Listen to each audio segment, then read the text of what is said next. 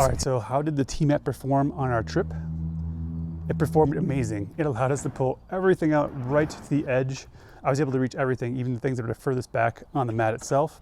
It was not the easiest to slide because it's obviously not on bearings or anything like that, but I was able to slide it by myself, no problem. And that was the fridge full. Basically, we were pretty much what we'd normally go on any trip because we're basically taking everything for us and for some friends.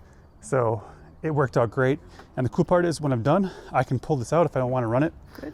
And put it on the side of my garage. It doesn't take up any space. And if it's really dirty, I can just spray it out and clean, ready to go. So I think that's another big advantage of this mat is just you can take it out if you don't need it. The only negative thing I can say about it is it does rattle around a little bit when it's completely empty, but that's pretty minor.